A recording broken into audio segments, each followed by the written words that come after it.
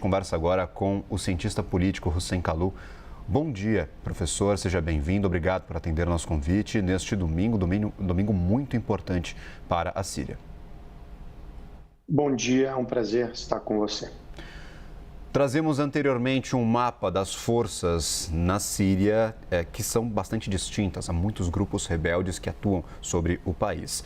Na tua opinião, ao final desta crise, com este vácuo do poder que se abriu com o fim do regime de Bashar al-Assad, teremos uma unidade síria igual a que temos neste momento? A Síria vai passar por esta crise sem perdas de território, sem grandes divisões? Qual que é o cenário mais provável que estas forças neste momento podem ver daqui a alguns meses, daqui a alguns anos? Teremos uma Síria igual a que temos hoje para frente, para depois dessa crise? Bom, primeiro é importante sublinhar que o cenário ainda é bem volátil. Existe um momento de euforia e esse momento de euforia vai passar. E logo essas forças tendem a se degladiar para preencher esse vácuo no poder. E, obviamente, que a derrocada do regime não se deu de forma, digamos, sem custos entre os grandes sócios regionais, até porque eles ainda precisam delimitar quem ficará com o quê do espólio da queda do regime de Bashar al-Assad, correto? Daí nós vamos entender mais à frente como o mapa de poder será compartilhado entre essas forças. É importante dizer que são sócios nessa empreitada Turquia, Catar, Israel, Estados Unidos, né? São os beneficiários diretos da queda do regime. E é importante compreender, depois da divisão desse espólio, daí que vai se mensurar o poder real e o poder de influência de cada um. Quem são os derrotados? Rússia e Irã, obviamente.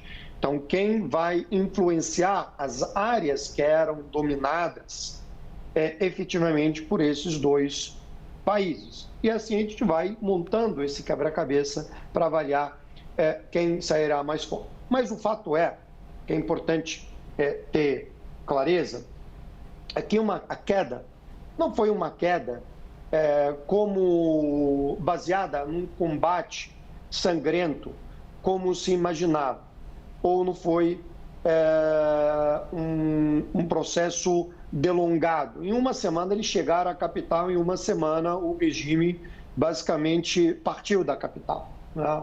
Então, o que ocorreu, de fato, foi um processo negociado, tá? E esse processo negociado ocorreu no Catar, entre russos, cátares e turcos.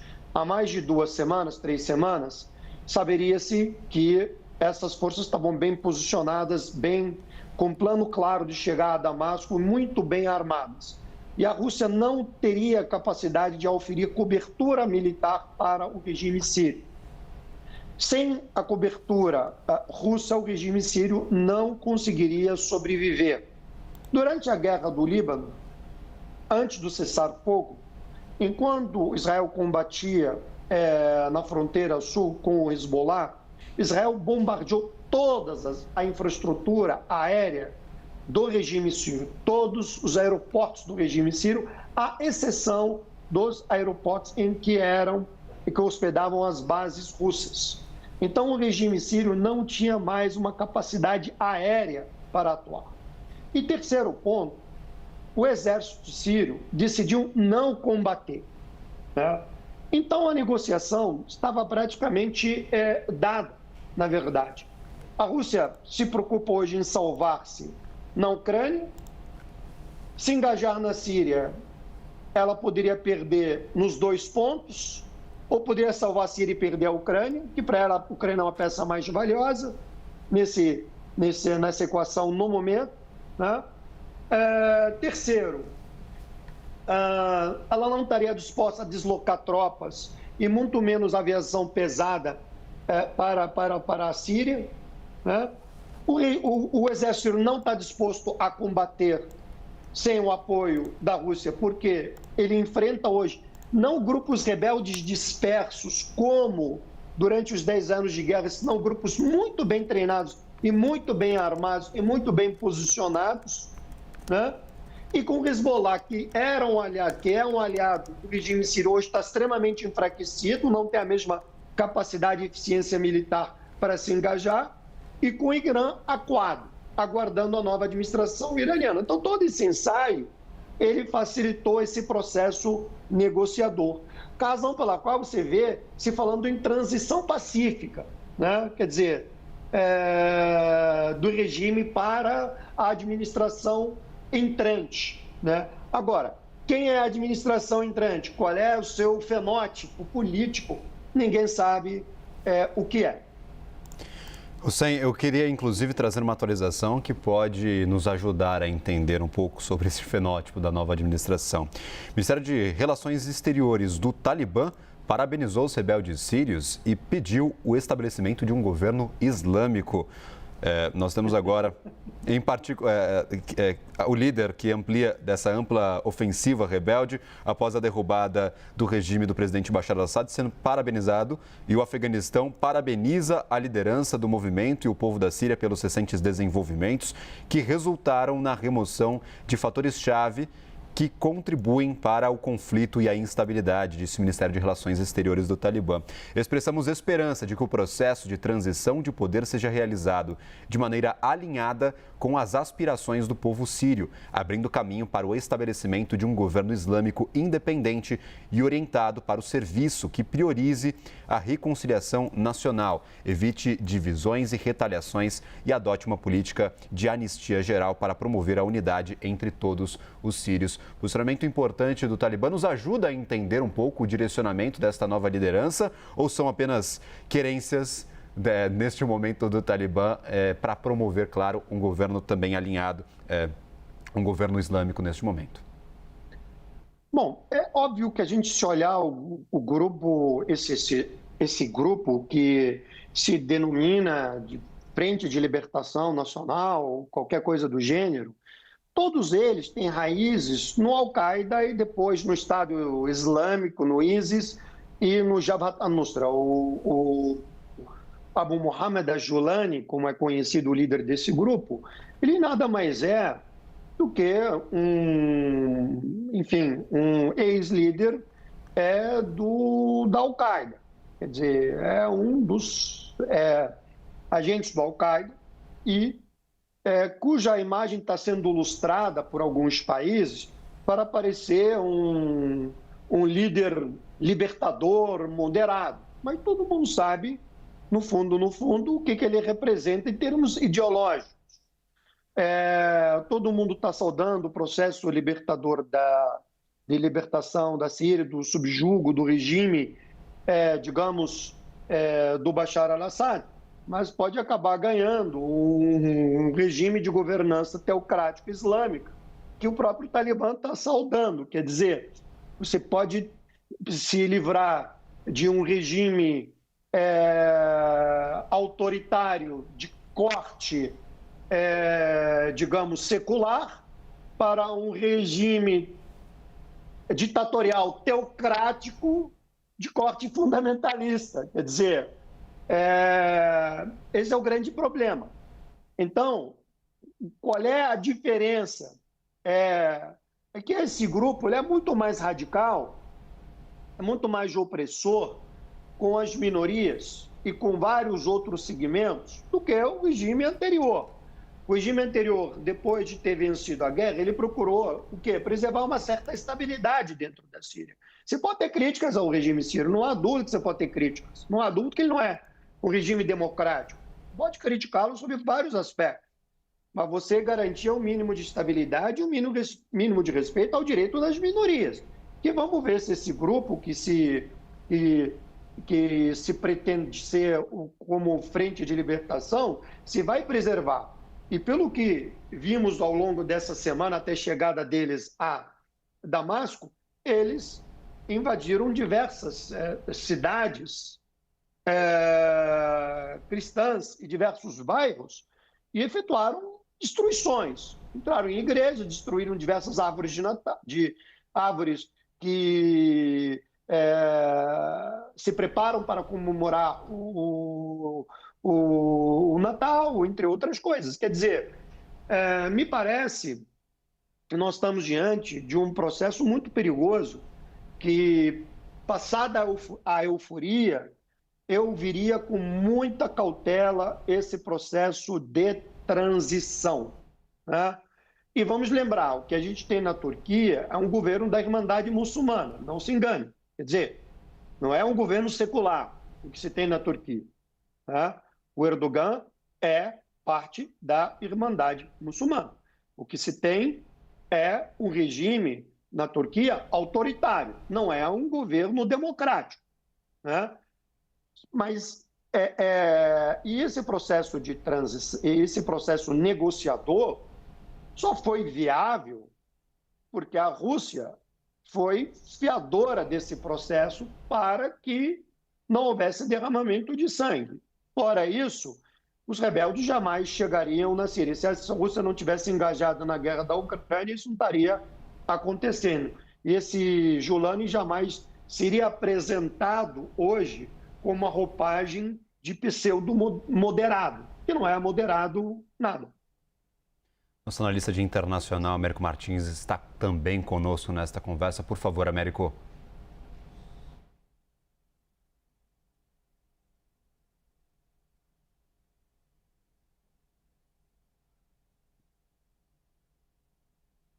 Eu não estou ouvindo o Américo. Tivemos um pequeno problema com a conexão de áudio de Américo Martins. Nós estamos restabelecendo essa conexão e, claro, traremos de volta a conversa em alguns instantes. Falávamos um pouco sobre este vácuo de poder e sobre essa incerteza do que pode acontecer a partir de agora. Em relação à região, eu gostaria de entender quem pode sair. O senhor já mencionava quem são os ganhadores e os perdedores, mas o fator Síria nesta região pode aumentar a tensão? Uma conversa que eu tinha anteriormente com o Américo, mas eu gostaria de ouvir o teu posicionamento. Este vácuo de poder, esta queda de Bashar al-Assad, o senhor mesmo mencionava, garantia certa estabilidade. O mínimo de estabilidade para a região era garantida, mesmo com o governo, com diversas críticas que podem ser montadas. Essa falta de poder e a incerteza do que pode acontecer vai piorar a relação entre os países naquela região, vai aumentar as tensões. Pode estar sendo comemorada agora a queda de Bashar al-Assad pelos sírios, mas em relação a toda a região do Oriente Médio pode ser um fator de dúvida, de maior tensão para estas próximas etapas? Eu acho que a tendência natural é que haja uma escalada. Qual o grau dessa escalada não dá para precisar no momento, né? Então, vamos lá. Os russos, uma vez resolvida a equação da Ucrânia, porque o tempo é uma variável muito importante no momento. Tudo está acontecendo agora, antes da posse do Trump. Há um mês da posse, mais ou menos, do Trump. Há um mês e 10 dias, mais ou menos, da posse do Trump. Então, esse gatilho foi iniciado justamente para tentar definir toda a configuração ali da Síria e da própria região antes da assunção do Trump. O Trump, ao assumir, tem que lidar com uma nova realidade geopolítica, com um novo reposicionamento de poder entre esses atores, né? E o Trump tem que, concordar com o status quo. Acontece que a Rússia, ela entende que ela pode perder a Síria temporariamente, mas ela, na visão dela, equacionada a guerra da Ucrânia com a chegada do Trump, ela entende que consegue recuperar ainda parte da Síria ou preservar parte. Há 2 semanas, 2 semanas mais ou menos, ou 3, houve um diálogo entre Putin e o Erdogan. Nesse diálogo Putin e Erdogan, que levou mais ou menos 1 hora, o Erdogan comunicou ao Putin o seu plano de mobilizar os rebeldes, que são financiados pelo governo da Turquia, de invadir a Síria e de tentar avançar o máximo possível e de chegar até Damasco. O Putin deixou claro que era contrário a essa ideia e, consequentemente, a Rússia não tinha condição naquele momento de se mobilizar. porque isso colocaria literalmente numa confrontação Rússia e Turquia, né? O Putin tentou dissuadir o Erdogan, que não concordou efetivamente em recuar do seu plano. O Putin tinha clareza que a Ucrânia era mais importante no momento. Só que o Putin deixou muito claro para o Erdogan que, uma vez resolvida a equação da Ucrânia, a Rússia se sente livre a retornar ao teatro político e militar da Síria e fazer o que bem ela entender de sua perspectiva estratégica. E que o Erdogan teria que arcar com as consequências. Isto é, o Erdogan pode dar um passo agora, ou 2 passos, mas depois da situação na Ucrânia definida em favor da Rússia com Trump, a Rússia entende que ela estará desimpedida para atuar conforme ela entender o que lhe beneficia dentro do teatro político-militar estratégico na Síria. Houve um certo entendimento de que a região do oeste do Mediterrâneo, ou seja, a região em que está a região de Latakia, Tartus, e até onde estão as bases russas, que seriam preservadas de ataques por parte dos rebeldes, né? E isso foi cumprido, tanto que os rebeldes não adentraram essas áreas em que onde estão baseados em uma maioria razoável agentes do governo russo e do aparato securitário russo, né? Isso foi respeitado. Então, a instabilidade regional, ela pode, em tese, evoluir conforme o cenário vai prosperando. E aí tem que ver qual vai ser a posição do Irã. Os iranianos estão, por hora, calados, não se manifestaram de forma enfática. A Síria é uma peça vital para eles no contexto estratégico regional. E o fato de você ter um novo governo na Síria não significa que esse governo será estável. Tem que também ver a variável de instabilização que os atores que perderam podem impingir ao governo entrante, entendeu? Então, o Irã pode jogar um papel de tentar instabilizar, né, o governo entrante. Então, enfim, o cenário, na minha opinião, segue volátil, mas a tendência de tensão é de seguir em franco compasso. Agora sim, conexão reestabelecida com o nosso analista de internacional, Américo Martins. Por favor, Américo, seja bem-vindo de volta à nossa conversa. Olá, muito obrigado, professor. Muito obrigado pela oportunidade. Sempre um grande prazer participar das entrevistas aqui com o senhor. Eu queria expandir um pouco mais essa sua resposta de agora com relação ao Irã. O Irã, um dos grandes derrotados com a queda do Bashar al-Assad, o primeiro-ministro de Israel, Benjamin Netanyahu, dizendo que foi o enfraquecimento do Irã que permitiu a queda do al-Assad. O senhor vê que próximos movimentos, não especificamente na Síria, mas em geral do Irã na região, o quão enfraquecido saiu o regime iraniano das derrotas do Hezbollah, os grandes problemas que o Hamas tem ali ainda enfrentando com as forças de defesa de Israel e agora a queda do Bashar al-Assad. Isso significa o quê para o futuro do regime iraniano? Bom, Américo, existe uma diferença interpretativa sobre o conceito de derrota e de vitória, da forma como os iranianos interpretam e da forma como os adversários do Irã interpretam esses conceitos de vitória e derrota, tá? A visão iraniana em si, ela entende que em Gaza, embora Gaza foi dizimada, a morte incomensurável de civis, está plasmado a partir de relatórios consistentes da Anistia Internacional, das Nações Unidas, de outros grupos, que há a prática de genocídio por parte do governo Netanyahu. Ela entende que o povo palestino saiu vitorioso no final, porque o que está caracterizado é crime de genocídio. Isso minou a capacidade diplomática de Israel internacionalmente, isso isolou Israel e isso reacendeu o direito do povo palestino a um Estado, a sua postulação de ter um Estado independente. Então, na perspectiva iraniana, os palestinos, apesar da destruição, na sua interpretação, eles ganharam, porque eles reacenderam a sua causa, né? Militarmente, eles sempre souberam que o Hamas não teria capacidade de derrotar uma potência nuclear como Israel. Mas fazer com que Israel tivesse um desgaste por 1 ano e meio em Gaza, na visão deles, isso iraniana, é uma vitória, né? Também, ao mesmo tempo, de expor, né, os Estados Unidos, fazer com que os Estados Unidos gastem 5 cartadas de veto, né, no Conselho de Segurança. Isso, basicamente, deu legitimidade à Rússia fazer o que ela está fazendo na Ucrânia.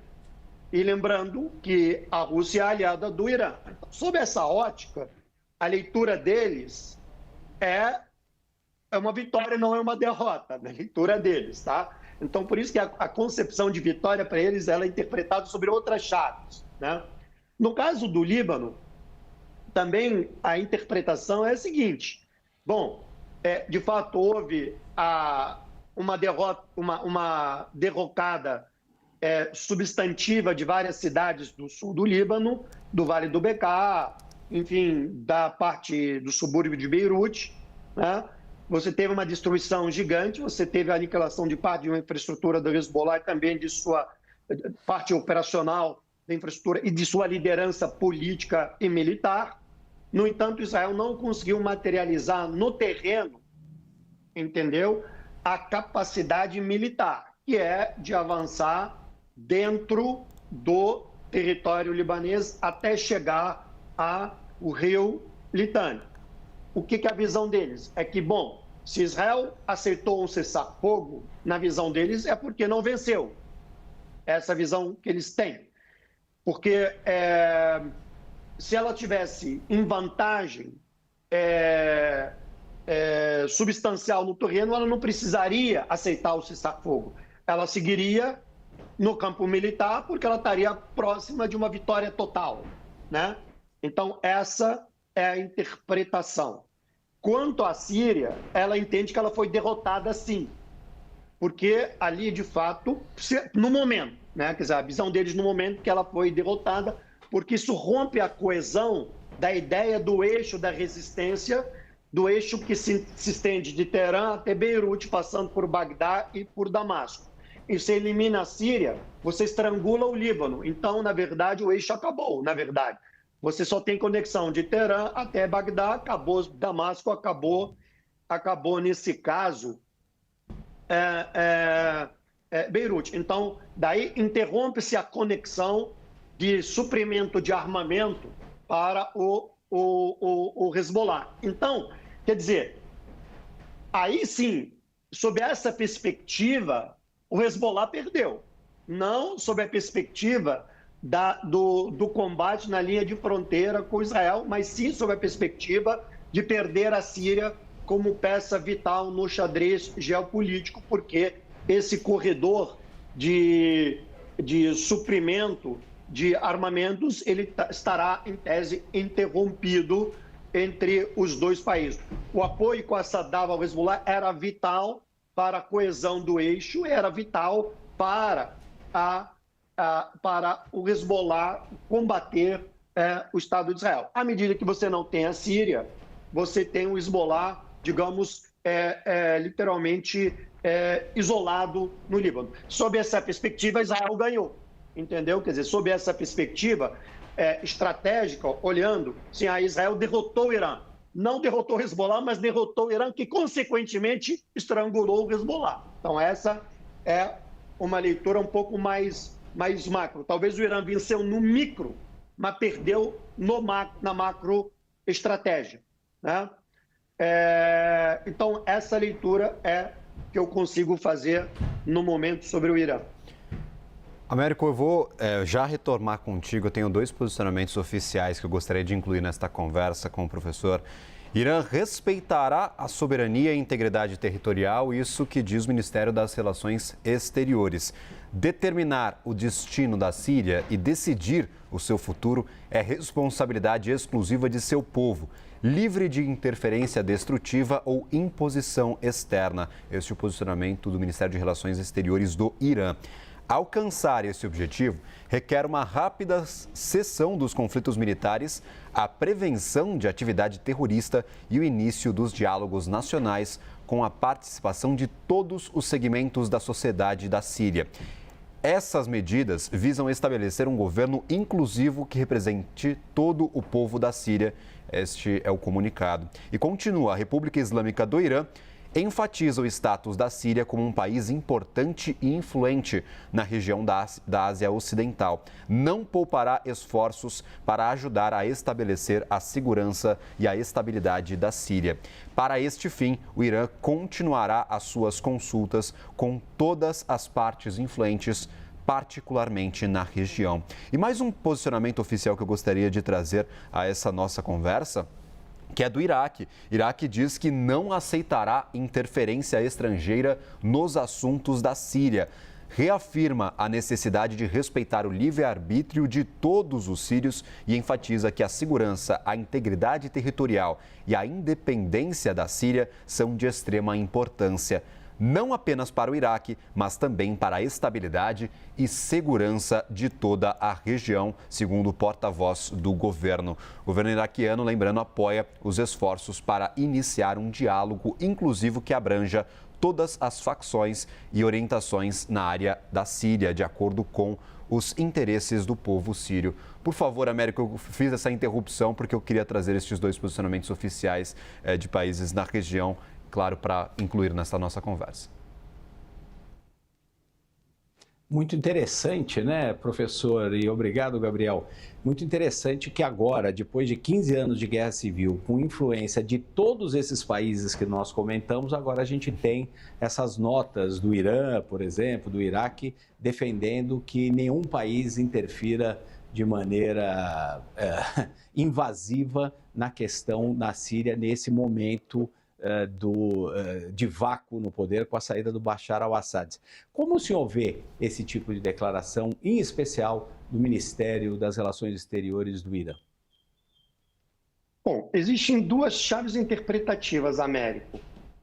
Uma, digamos, mais sarcástica, que se pode dizer, os iranianos estão tirando o corpo fora, né? Quer dizer, estão tirando o corpo fora, estão dizendo que não é mais com eles, que os sírios resolvam seus próprios problemas e o que eles fizeram lá no passado tem que ser apagado. E estão se eximindo da responsabilidade. Isso é uma chave interpretativa, tá? Agora, existe uma outra chave, que aí eu acho que eles apostam no caos, do tipo, vai ser muito difícil com essa multiplicidade de grupos conseguir chegar a um acordo interno, vai ser muito difícil conseguir acomodar esses difusos interesses. Tem tanta potência regional querendo se impor sobre a outra que eles não vão conseguir se entender e vão acabar brigando entre si e, consequentemente, vão entrar em atrito. E esse atrito vai criar divisões. Enquanto isso, eles que foram regentes do teatro sírio por um longo período, e conseguiram estabilizar a situação, eles vão ficar de fora assistindo, aquilo vai transbordar para outros países, ao impactar em outros países, isso vai gerar uma insegurança coletiva na região e, consequentemente, vai acabar ameaçando os interesses dos países ocidentais. Ao ameaçar os interesses dos países ocidentais, aí isso vai gerar, em certo sentido, uma preocupação, e aí o caminho vai se abrir naturalmente para os iranianos voltarem a exercer uma influência para a estabilização da Síria. Só que eles vão usar essa janela, entendeu? E aí a gente tem que entender a estratégia iraniana, que os iranianos, mesmo com o Líbano, que eles tiraram o pé um pouco do Líbano durante o conflito entre o Hezbollah e Israel, né? Tiraram o pé do Líbano, e agora na Síria tiraram o pé, porque eles estão interessados em negociar o acordo nuclear, em voltar à mesa. E eles sabem que o Trump está disposto a sentar-se à mesa. E eles já enviaram emissários e já dialogaram com os americanos. Não foi à toa que trouxeram o Jawad Zarif de volta ao governo como conselheiro internacional do presidente. Ele que foi ministro do exterior do Hassan Rouhani quando foi presidente, e ele que foi o ponta de lança, o responsável pelas negociações nucleares com o Ocidente, quando se chegou a um acordo nuclear durante a administração do Obama. Então, eles querem retomar. Parte dessa retomada é entregar a Síria, simplesmente. É dizer, olha, não temos mais interesse na Síria. Também não temos mais interesse com o Hezbollah escale com Israel. Também não temos mais interesse em armar o Hezbollah. Nós não estamos nem defendendo a Síria. Nós queremos negociar o programa nuclear. Eles apostam nessa possibilidade de restaurar a sua relação com o Ocidente, né? De restaurar suas relações econômicas com o Ocidente, que é um mercado de grande envergadura, tem imenso potencial econômico. Durante esse período, esse hiato, eles apostam, né, no campo, estou falando do campo teórico, na incapacidade desses múltiplos atores de estabilizarem a Síria. Nisso eles costuraram uma relação equilibrada com o Ocidente, que talvez podem ter algum papel mais posterior, se for do interesse deles na Síria. No fato que eles entendem é que o custo de manter uma influência na Síria está se tornando caro, né, para eles do ponto de vista estratégico do longo prazo, né? E eles perceberam a estratégia do Netanyahu. O Netanyahu quer converter o Irã no principal inimigo dos países árabes, no principal inimigo do Ocidente. E o fato é que o Irã não tem interesse, isso tudo para o Netanyahu não negociar um acordo de paz com os palestinos, anexar Gaza e anexar Cisjordânia. É isso. E ele tentou essa estratégia no passado. Então, o que eles estão... Qual é a percepção iraniana? Vamos desengajar da Síria e do Líbano gradualmente, da Síria totalmente, do Líbano gradualmente, vamos focar no programa nuclear, e o Netanyahu não vai ter como utilizar o Irã mais como uma desculpa para o que está acontecendo dentro de Israel e dentro dos territórios ocupados. Isso será um problema árabe, não é um problema persa. Nós agradecemos. Quais são as chances disso funcionar, professor? Olha, as chances de funcionar, o fato que o Irã não está... A declaração, a nota oficial do Ministério do Exterior iraniano, ela é cristalina sobre o que o Irã quer nos próximos 4 anos. Eu não tenho dúvida nenhuma. Quer dizer, de que o futuro da Síria vai ser decidido entre quem vai preencher o vácuo do poder e que eles não vão meter a mão ali. Está claro. Porque eles não mandaram tropa da Guarda Revolucionária, não mandaram armamento, o exército sírio se colocou à deriva para não lutar e os rebeldes chegaram sem dar um tiro até Damasco. Quer dizer, de Homs até Damasco não deram um tiro, né? Então, a nota deles está clara, eles estão fora da equação da Síria, ou eles se colocaram fora da equação da Síria, né? Bom, o que a chance é eles estão apostando na negociação com a administração Trump. Qual a chance disso dar certo? Bom, eu creio que as chances não são desprezíveis. Por quê? Número 1, eles já mandaram emissários. Se a resposta tivesse sido negativa, eles não teriam dado esse passo na Síria. E eles não teriam